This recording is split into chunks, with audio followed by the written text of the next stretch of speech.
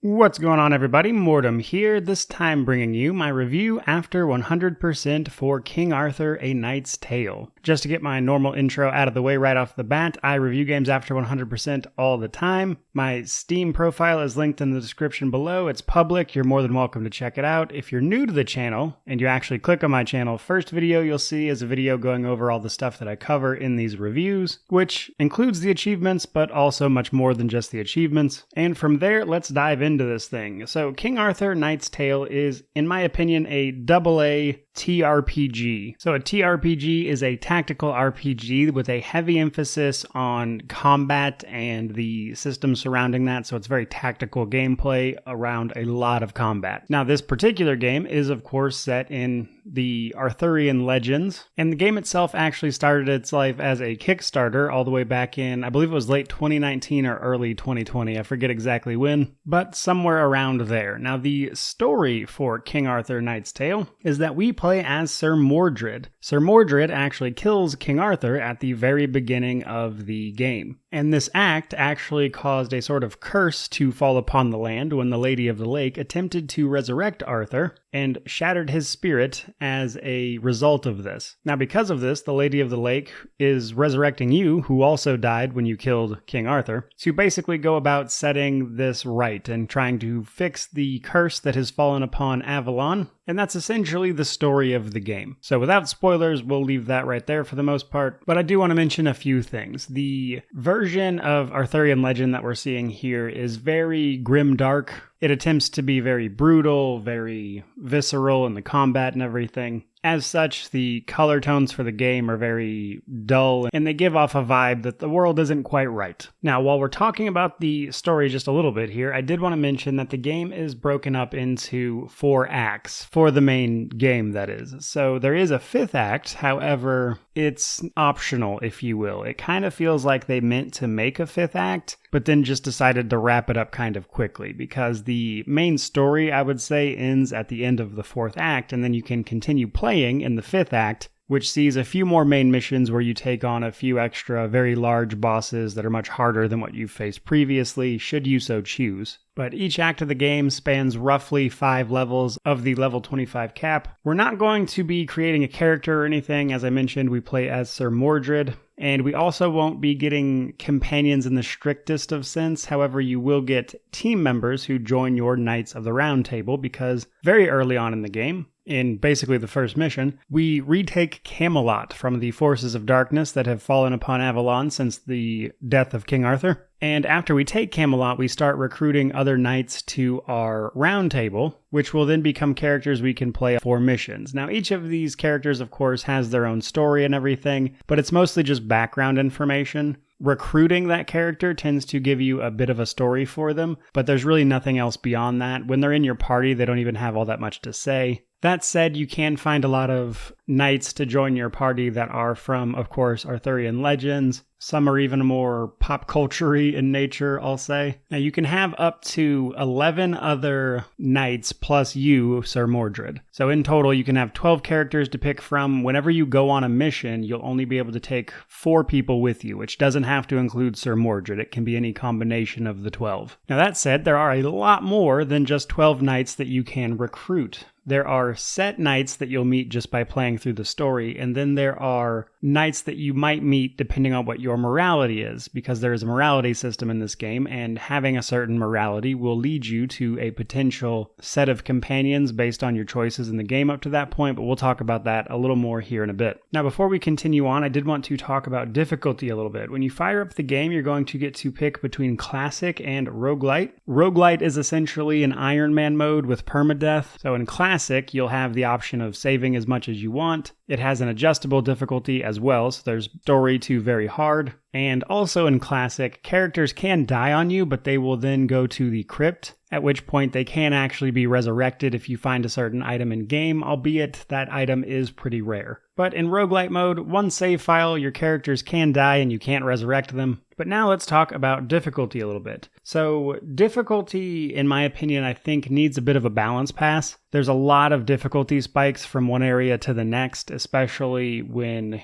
you go from one act of the game to the next act, as the equipment in the game is largely level gated, which means the second you move on to the next act, it seems like they immediately expect your characters to be geared for it, which just isn't going to be the case. So I found that transitioning from act to act tended to be a bit of a sore point in terms of the difficulty just across the board. And then there are two other things I want to mention in this regard, and that is that difficulty in terms of what is going on combat-wise in this game largely boils down to just the numbers of enemies that are being thrown at you. So the actual tactics and abilities that are available to you are relatively straightforward. It's pretty standard TRPG stuff. But the catch is there's usually only 4 or potentially 5 of you, depending on the mission. Somebody might have joined you, against potentially 20 to 30 enemies sometimes, without exaggerating. And the only goal for the combat is to kill everything, which I mentioned specifically because the other thing I want to talk about is that this is a TRPG, and typically what separates a TRPG from a more classical CRPG is that TRPG combat tends to come with objectives in mind. So the goal isn't always to just kill everything. It might be get this unit from this side of the battlefield to another, or take out this specific unit, or destroy the structure, that type of stuff. There tend to be goals to the combat, not just kill everything, which is the approach that this game takes. So just some notes on the difficulty there. I will say that like any other game, this game is absolutely subject to broken builds that will destroy everything. So if you're having trouble, you might just consider looking up one of those builds. But we'll talk a bit more about combat here shortly. And from here, I want to talk about the world building a little bit. So as I mentioned, we'll be overtaking Camelot very early on in the game. Camelot serves as your base of operations in between missions. This is where you'll be handling your Roundtable as well as all of your resources. There is a merchant, a training ground, a hospice, a cathedral, and an enchanter's tower. This is going to give you access to basically all of the stuff in terms of services that you need. If your characters get injured or take a certain type of damage throughout the game, you'll have to send them to the hospice or the cathedral. The merchant obviously sells you stuff. The enchanter will give you the best of the best equipment if you have enough relic dust to buy it. And the training ground will actually give you an option to keep all of your characters leveled up because you're only getting experience on the characters you take into missions.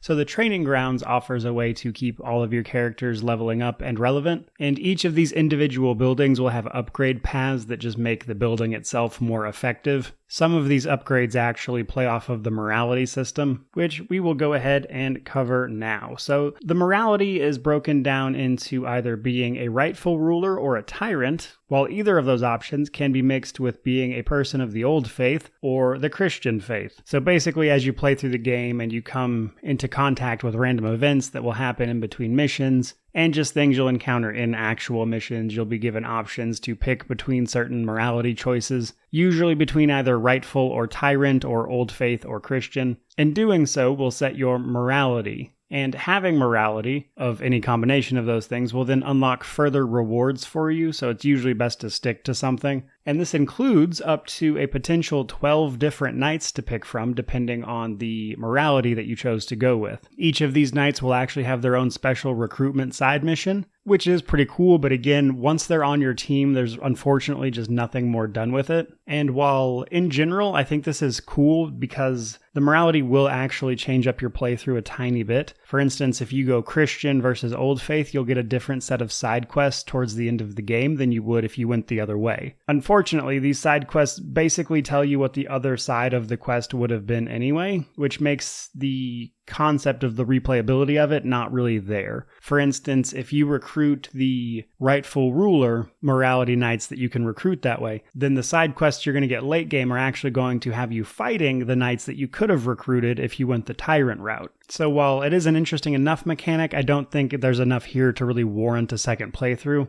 because none of it really affects the main story at all, but there is some side content that you will either see or miss out on depending on how much of this morality system you kind of engage with, really. And then from there, let's talk combat. Now, some specific things to keep in mind for combat are armor, vitality, and HP. So vitality is basically the damage that you can take after you've lost all your regular HP. Taking vitality damage will lead to injuries, and just the vitality damage itself has to be healed separately from your HP. HP, of course, is just your standard HP. That's damage you can take without taking an injury. And if you incur vitality damage specifically, you'll have to get those injuries, if you take any, healed up. Each character usually has a certain amount of injury tokens, which will basically give you a freebie. Instead of taking an injury, it'll just use up an injury token. But basically, try not to get hit in the vitality because it leads to problems that then cost you resources to heal. And then there is armor. Armor is just a flat damage reduction. 1 point of armor mitigates 1 point of damage. However, there is an armor breaking system in the game, so a lot of abilities will damage armor over time. So armor will block a lot of damage coming in, but there is a potential way around it, obviously.